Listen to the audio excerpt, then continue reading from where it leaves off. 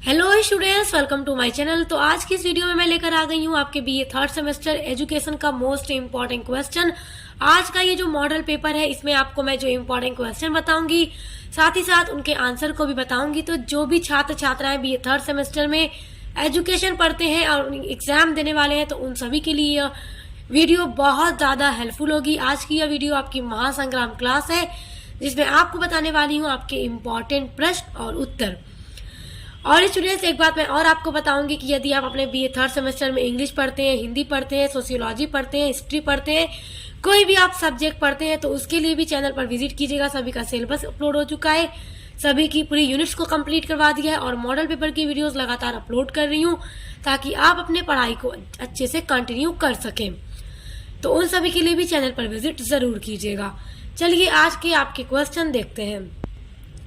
आपका question number 1 है, दर्शन का शाब्दिक अर्थ बताइए। देखिए, दर्शन क्या है, दर्शन का अर्थ बताइए। ये प्रश्न आपकी परीक्षा में जरूर पूछेगा, इसलिए इसको बहुत ध्यान से देखिएगा कि आपको किस तरह से अपना उत्तर लिखना है। इसको अच्छे से समझिए। दर्शन हिंदी भाषा का शब्द और अंग्रेजी भाषा फिलोसॉफी का रूपांतरण है। दर्शन हिंदी भाषा का शब्द है और इंग्लिश में इसको फिलोसफी बोला जाता है।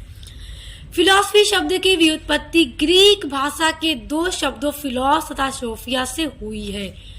जिनका ऑब्जेक्टिव टाइप पेपर होता है वो भी पूरी वीडियो देखा करें, क्योंकि जो लेक्चर होगा बहुत इंपॉर्टेंट होगा ऑब्जेक्टिव्स वाले के लिए भी, क्योंकि जो पॉइंट होता है आपका इंपॉर्टेंट वो मैं बताती रहती हूँ कि आपके ऑब्जेक्टिव्स में क्वेश्चन इस तरह से आएगा। तो आप देखे रहेंगे तो आपके लिए ही बेनिफिट्स होगा। चलिए देखिए, अब ये वाला ऑब्जेक्टिव्स के लिए इम्पोर्टेंट हो गया कि फिलॉसफी जो शब्द है किस भाषा से बना है, इसकी उत्पत्ति किस भाषा के शब्द से हुई है, तो ग्रीक भाषा से हुई है। दूसरा पूछ रहा है कौन सा शब्द है, तो फिलॉस प्लस सोफिया इस शब्द से हुई है, जिसका क्रमशः अर्थ है ज्ञान अनुराग अथवा ज्ञान का प्रेम। तो सोफिया फिलॉस सोफिया का क्या अर्थ है, ज्ञान का प्रेम। इस दृष्टि से सत्य तथा ज्ञान की खोज करना तथा उसके वास्तविक स्वरूप को समझने की कला को दर्शन कहते हैं, और इस कला का प्रयोग करने वाले व्यक्ति को दार्शनिक कहते हैं, यानी कि विचारक, जो विचार करता है। शिक्षा और दर्शन जो है एक दूसरे के, कह लीजिए कि शिक्षा और दर्शन एक ही पहलू के दो सिक्के हैं, क्योंकि दार्शनिक जो दूर तक का सोचता है, विचार करता है, तो उसे क्या बोला जाता है, उसे दार्शनिक बोला जाता है। उसे आप विचारक भी कह सकते हैं। इसके ऊपर पूरा डिटेल में मैंने वीडियो अपलोड कर रखा है, आप चाहें तो पूरा डिटेल वीडियो पढ़ सकते हैं। मैं लिंक आपको दे दूंगी इसी वीडियो के डिस्क्रिप्शन। अगला महत्वपूर्ण प्रश्न है, शिक्षा और दर्शन में क्या संबंध है। देखिए, ये प्रश्न भी आपका उतना ही महत्वपूर्ण है, क्योंकि एजुकेशन में आपके यही सारे प्रश्न पूछे जाएंगे कि शिक्षा क्या है, दर्शन क्या है, या शिक्षा दर्शन दोनों के बीच में संबंध क्या है। तो देखिए, शिक्षा और दर्शन के मध्य संबंध इस बात से भी स्पष्ट होता है कि जितने भी शिक्षा शास्त्री हुए वे सब महान दार्शनिक रहे हैं। जो भी शिक्षा शास्त्री रहे हैं वो विचारक रहे हैं, महान ग्रेट फिलोसोफर रहे हैं, दार्शनिक रहे हैं। तो आप इससे क्या समझ सकते हैं कि दोनों के बीच बहुत गहरा संबंध है। शिक्षा वह माध्यम है जिसके द्वारा दर्शन के सिद्धांतों को अगली पीढ़ी तक पहुंचाया जा सकता है, और शिक्षा और दर्शन एक सिक्के के दो पहलू हैं। तो याद रखिएगा, क्या है, एक ही सिक्के के दो पहलू हैं। अच्छा देखिए, एक परिभाषा है, आप एग्जाम में इस तरह लिखकर परिभाषा जरूर लिखिएगा, परिभाषा से आपको और अच्छे मार्क्स मिलेंगे। देखिए, रास महादेव के अनुसार एक परिभाषा है कि दर्शन और शिक्षा एक मुद्रा के दो पक्ष हैं। एक मुद्रा के क्या है, दो पक्ष है। कौन, शिक्षा और दर्शन, यानी एक ही सिक्के के दो पहलू हैं। अगला महत्वपूर्ण प्रश्न है आपका, आदर्शवादी शिक्षा से क्या उद्देश्य है। आदर्शवादी शिक्षा का क्या उद्देश्य है। तो देखिए, बहुत महत्वपूर्ण प्रश्न है ये आपका। आदर्शवादी शिक्षा का उद्देश्य व्यक्तित्व को ऊंचा उठाना, युग संपन्न करना है, यानी कि जो लोगों का पर्सनालिटी है उसको और ऊंचा उठाना है, उनके व्यक्तित्व को ऊंचा करना है, उसकी उन्नति करना है, विकास करना है, और जो युग है, जो आज का समय है, उसको भी बहुत आगे ले जाना है। आदर्शवादी मनुष्य को इस प्रक्रिया में प्रशिक्षित करने पर बल देते हैं, अर्थात ज्ञान वह है जो मुक्ति प्रदान करे। और इससे स्पष्ट हो जाता है कि ऐसे व्यक्तित्व का चरम विकास ही आदर्शवादी शिक्षा का उद्देश्य होता है, जिसमें जो व्यक्ति है वो आत्मानुभूति कर सत्य, शील तथा सुंदर की प्राप्ति कर सके। यानी कि आदर्शवादी शिक्षा का उद्देश्य ये होना चाहिए। आदर्शवादी शिक्षा का उद्देश्य है कि व्यक्ति स्वयं आत्मानुभूति करके सत्य, शील तथा सुंदर की प्राप्ति कर सके और जो उसको मुक्ति प्रदान करे और उसके व्यक्तित्व का चरम विकास करे, उसके व्यक्तित्व को ऊंचा उठाए। ये उद्देश्य होता है आदर्शवादी शिक्षा का। अगला आपका महत्वपूर्ण प्रश्न देखिए, ये प्रश्न बहुत महत्वपूर्ण है और परीक्षा में जरूर पूछेगा। आपका प्रश्न है कि स्वतंत्रता का अधिकार क्या है। देखिए ये प्रश्न जरूर पूछेगा, बहुत महत्वपूर्ण है। तो देखिए संविधान में निम्नलिखित स्वतंत्रताएं प्रदान की गई हैं, जिसमें पहला आपका है भाषण और अभिव्यक्ति की स्वतंत्रता। दूसरा है शांतिपूर्वक सभा सम्मेलन की स्वतंत्रता होनी चाहिए। तीसरा है संस्था और संघ बनाने की स्वतंत्रता होनी चाहिए। चौथा है देश के भीतर घूमने फिरने की भी पूरी क्या है, फ्रीडम होनी चाहिए। पांचवा है देश के किसी भी भाग में बसने या फिर वहां पे निवास करने, किसी भी राज्य में निवास करने की पूरी स्वतंत्रता होनी चाहिए। छठा है कि कोई भी व्यवसाय अथवा काम धंधा करने की भी पूरी स्वतंत्रता होनी चाहिए। अगला महत्वपूर्ण प्रश्न देखिए, विद्यालय एक सामाजिक संस्था है, टिप्पणी कीजिए। देखिए जरूर पूछेगा, क्योंकि जो शिक्षा है हम जो शुरू करते हैं स्कूल से ही शुरू करते हैं पढ़ना, एकदम नर्सरी से बच्चे पढ़ना शुरू करते हैं।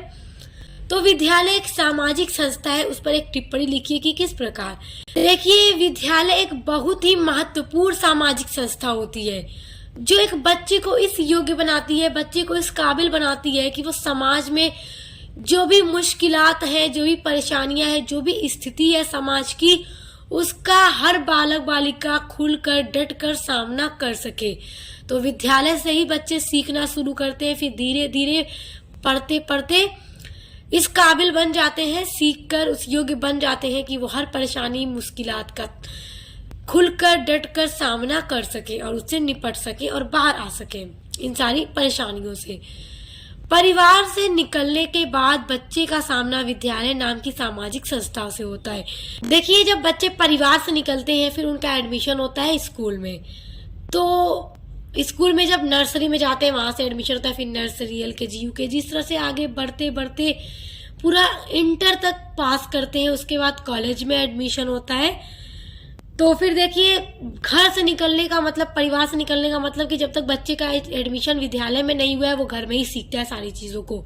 बच्चे आप देखिएगा घर में ही जो छोटी छोटी पोएम्स होती हैं, राइम्स होती हैं, वो भी घर में ही सीख जाते हैं। उनके फैमिली के लोग, मम्मी पापा, ये सारी चीज़ें सिखाते हैं। बड़े भाई बहन यदि हैं तो वो सिखाते हैं।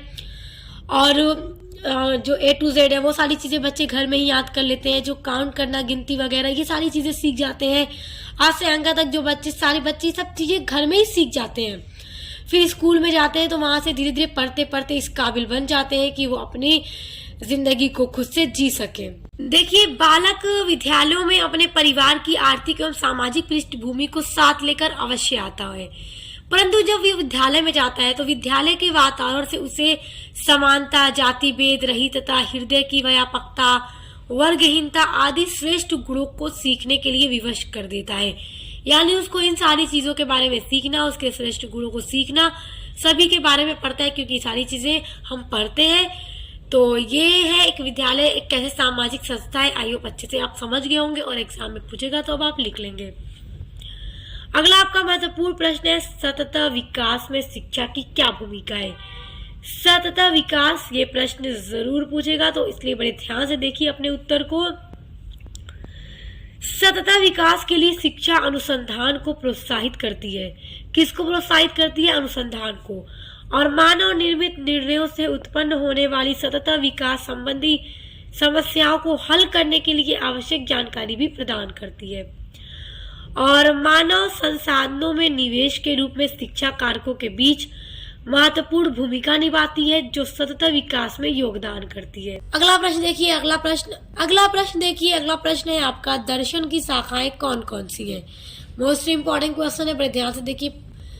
दर्शन की निम्नलिखित प्रकार की शाखाएं होती हैं। देखिए पहला है सौंदर्य शास्त्र, दूसरा है ज्ञान मीमांसा, तीसरा है नीति शास्त्र, चौथा है तर्कशास्त्र और पांचवा है तत्व मीमांसा आदि। तो देखिए ये 5 आप याद करिएगा। अभी इसमें और भी प्रकार की शाखाएं हैं, आप चाहें तो उनको भी याद कर लीजिए। मगर आप इतने को याद करे रहेंगे, इतने पॉइंट आपको याद रहेंगे तो आप एग्जाम में आसानी से लिख लेंगे। अगला प्रश्न है, गांधी जी ने शिक्षा के प्रति क्या विचार व्यक्त किया है? तो देखिए गांधी जी ने जो अपना विचार व्यक्त किया है शिक्षा के प्रति, ये प्रश्न के पेपर में अक्सर पूछता है और आपसे भी पूछ सकता है। गांधी जी की इच्छा थी कि देश का हर नागरिक शिक्षित हो जाए। इनकी ये इच्छा थी कि देश का हर जो नागरिक है वो शिक्षित हो, पढ़ा लिखा हो। लेकिन वे साक्षरता मात्र को शिक्षा नहीं मानते थे। कौन? गांधी जी शिक्षा नहीं मानते थे। गांधी जी के शब्दों में साक्षरता न तो शिक्षा का अंत है और न ही शिक्षा का प्रारंभ है। तो गांधी जी के शब्दों में याद रखिएगा कि जो साक्षरता है न तो शिक्षा का अंत है और न ही शिक्षा का प्रारंभ है। यह केवल एक साधना है जिसके द्वारा पुरुष और स्त्री को शिक्षित किया जा सकता है। तो आप ये याद रखिएगा, प्रश्न महत्वपूर्ण है। अगला है आपका, शिक्षा दर्शन को परिभाषित कीजिए। शिक्षा दर्शन क्या है? आपका एक प्रश्न पूछेगा शिक्षा से आप क्या समझते हैं, या शिक्षा को परिभाषित कीजिए, दर्शन को परिभाषित कीजिए। अब एक प्रश्न पूछ रहा है शिक्षा दर्शन को परिभाषित कीजिए, और जरूर आपके पेपर में आएगा। देखिए शिक्षा दर्शन के अंतर्गत क्या आता है कि शिक्षा के समस्त जो कार्य हैं, जो समस्याएं और जो विधियां हैं, उस पर दार्शनिक की दृष्टि से विचार किया जाता है। देखिए शिक्षा दर्शन शिक्षा के जो उद्देश्य हैं, जो भी पाठ्यक्रम है जिन पर पढ़ाई कराई जाएगी, शिक्षा जो विधियां हैं, जो अनुशासन है, शिक्षा व्यवस्था आदि का निर्धारण किया जाता है। शिक्षा दर्शन के अंदर इन सभी चीजों का निर्धारण किया जाता है कि कैसे क्या चीजें होंगी। शिक्षा पद्धति दर्शन की एक शाखा होती है जिसमें दार्शनिक सिद्धांतों का प्रयोग शिक्षा के संबंध में होता है। पेपर में परिभाषा जरूर लिखिएगा। तो देखिए एक परिभाषा है शिक्षा दर्शन की, टी.ई. शील्ड्स के अनुसार परिभाषा है कि शिक्षा दर्शन का कार्य शुद्ध दर्शन द्वारा प्रतिपादित सत्यों एवं सिद्धांतों को शैक्षिक प्रक्रिया के संचालन में प्रयोग करना है। देखिए शिक्षा दर्शन क्या है? जो शिक्षा के उद्देश्य है, पाठ्यक्रम जो होंगे, जो सिलेबस होगा, जो शिक्षा देने की विधि होगी, उन सारी चीजों को अच्छे से निर्धारण करना, जिस पर दार्शनिक सिद्धांतों का प्रयोग करके किया जाता है। तो आप इनको अच्छे से याद रखिएगा। और आज की वीडियो में जितने भी मैंने क्वेश्चन बताए हैं बहुत ही महत्वपूर्ण है, तो अच्छे से इनको याद रखिएगा। और अपने सभी सब्जेक्ट के लिए एक बार चैनल पे विजिट कीजिएगा। सभी सब्जेक्ट की क्लास चैनल पे कराई जा रही है, तो अच्छे से पढ़ाई कीजिए, एग्जाम की तैयारी कीजिए। Best of luck. अब मिलते हैं नेक्स्ट वीडियो के साथ।